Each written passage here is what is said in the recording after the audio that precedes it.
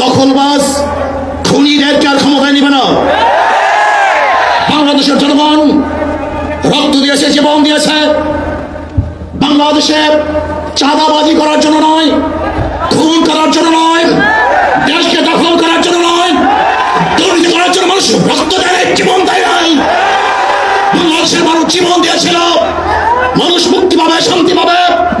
আমার গরিব দুঃখী মানুষ ক্ষুধার্ত থাকবে না, বাংলাদেশের একজন মানুষও খোলা আকাশের নিচে থাকবে না, বাংলাদেশের একজন গরিব বস্ত্রহীন থাকবে না, আমার বাংলাদেশের কোনো মানুষ গুম হবে না, খুন হবে না, বাংলাদেশের কোনো ব্যবসায়ীকে চাঁদা দিতে হবে না, বাংলাদেশের প্রত্যেক নাগরিক অধিকার বাস্তবায়ন হবে, তারা শান্তিতে বসবাস করতে পারবে, নির্বিঘ্নে ঘুমাতে পারবে, আমার মা বোনরা ইজ্জত দিয়ে রাস্তায় চলাফেরা করতে পারবে, বাংলাদেশের মসজিদ থাকবে, মাদ্রাসা থাকবে, দাড়ি থাকবে, টুপি থাকবে, দাড়ির উপরে আক্রমণ করতে পারবে না, টুপিকে ছিনিয়ে কেউ নিতে পারবে না, ইসলামের বাইরে গায়ে পাস করতে পারবে না।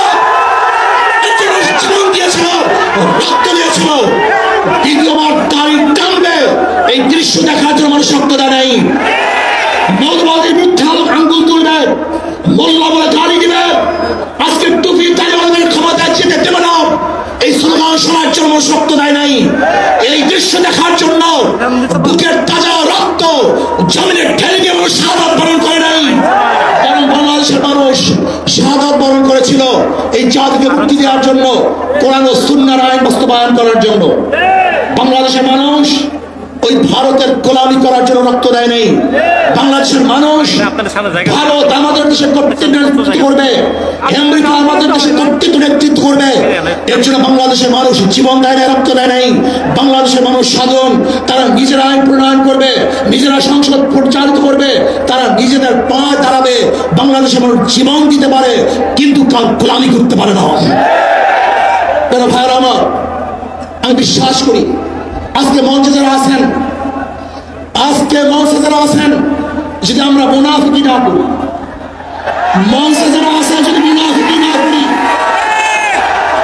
মুখের এবং কাজের কথা যদি একসাথে থাকেন, মুখের সাথে কাজের যদি মিল থাকেন, আমি এই লক্ষ জনতার সামনে কসম করে বলতে পারি আগামীতে ক্ষমতায় যাবে ইসলাম, ক্ষমতায় যাবে ইসলাম।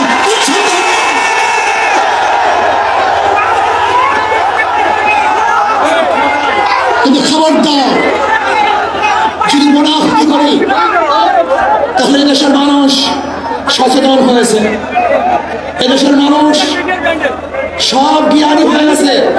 বিশ্বাস করবেন না, একজন রিক্সাওয়ালা, ঠেলাওয়ালা, কুলি মজদুরের বক্তব্য শুনলে আমরা আশ্চর্য হয়ে যাই বাংলাদেশের মানুষ কত সচেতন, তারা কত সচেতন হয়েছে।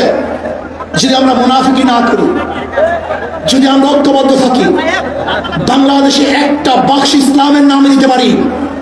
যেরকম আমেরিকা এবং ওই সারস ইসরায়েল ইরানের আক্রমণ করে ফেলেছিল, মুহূর্তের মধ্যে নিশ্চিহ্ন করে দিবে, কিন্তু আক্রমণ করার পরে দেখেছে ইরানের গুহার থেকে কোথার থেকে বোম মিসাইল চলে আসছে।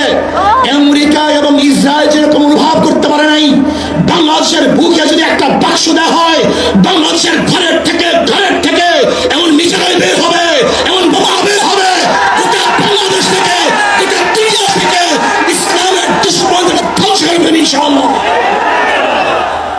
ঐক্য হন, মুনাফিকি করবেন না, একসাথে হন, ঐক্যবদ্ধ হন। এইটা আমার মেসেজ থাকবে। যদি ঐক্যবদ্ধ ভাবে ক্ষমতার লোভকে সম্বরণ করে, আমি ক্ষমতায় যেতে চাই না, ইসলামকে ক্ষমতায় নিতে চাই। আমি ক্ষমতায় চাইতে চাই না, কোরআন ও সুন্নাহকে ক্ষমতায় নিতে চাই। যিনি আদর্শ পালন করেন, এই নীতি আদর্শ যদি গ্রহণ করেন, ইনশাআল্লাহ নাসরুল মিনাল্লাহি ফাতহুন কারীব, অবশ্যই সাবিরিন সেই দিন আসতেছে। আমি দেখতেছি, মনে হয় আমার চোখের সামনে আমি দেখতেছি ওই সংসদের মধ্যে কলেমার কথা হবে, কোরআন ও সুন্নাহর কথা হবে, লা ইলাহা ইল্লাল্লাহ উচ্চারিত হবে। গোটা বাংলাদেশের মানুষ শান্তিতে বসবাস করতে পারবে, জুলুম থাকবে না, অত্যাচার থাকবে না, অবিচার থাকবে না। প্রত্যেকটা মানুষের প্রাপ্তি তাদের ঘরে ঘরে পৌঁছানো হবে। আজকে আমার মা বোনেরা মনে করছে ইসলাম ক্ষমতা আসলে আমাদের অবস্থাটা কি হবে। ইসলাম ক্ষমতা আসলে প্রত্যেকটা মা বোনের ন্যায্য অধিকারকে প্রতিষ্ঠিত করা হবে। ইসলাম ক্ষমতা আসলে আগামী 5-10 বছরের মধ্যে সমস্ত গরিবরা দরিদ্র সীমার উপরে চলে যাবে। ইসলাম ক্ষমতা আসলে 28 লক্ষ কোটি টাকা বিদেশে পাচার হবে না, দুর্নীতি থাকবে না, জুলুম থাকবে না, অত্যাচার থাকবে না, নির্বিচার করে মানুষ আর খুন হবে না, গুম হবে না। ইসলাম ক্ষমতা আসলে শ্রমিকদেরকে তাদের অধিকার আদায়ের জন্য রাস্তায় নামার কোনো প্রয়োজন হবে না। ইসলাম ক্ষমতা আসলে কৃষক, শ্রমিক, মজদুররা তাদের অধিকারকে প্রতিষ্ঠিত করার জন্য ইসলামী সরকার তাদেরকে নিয়ে কমিটি গঠন করে তাদের প্রাপ্তি তাদের কাছে পৌঁছায় দেবে। আসুন, ইসলামী হুকুমত কায়েম করার জন্য আমরা চেষ্টা করব। আজকে আমাদের এই জনসভা যশোর থেকে আমার কিছু ভাই আসার সময় তারা এক্সিডেন্ট হয়ে শাহাদাত বরণ করেছে। আল্লাহ তাদেরকে জান্নাতুল ফেরদাউস দান করুন। আমার অনেক ভাইরা হত অবস্থা আছে, আল্লাহ তাদেরকে সুস্থ করে দেবেন। আসুন, আজকে জনসমুদ্রে আমরা আসছি, আমাদের টাকা নাই, পয়সা নাই, নিজের পয়সা দিয়ে এসছি, নিজের খানা খেয়েছি। এই জাতিকে, এই দলকে, এই কাফেলাকে গোটা দুনিয়ার কোনো প্রশান্তি কোনো প্রশান্তি পরাজয় করতে পারবে না, থামিয়ে রাখতে পারবে না। অবশ্যই ইনশাআল্লাহ আমার বিচার হবো।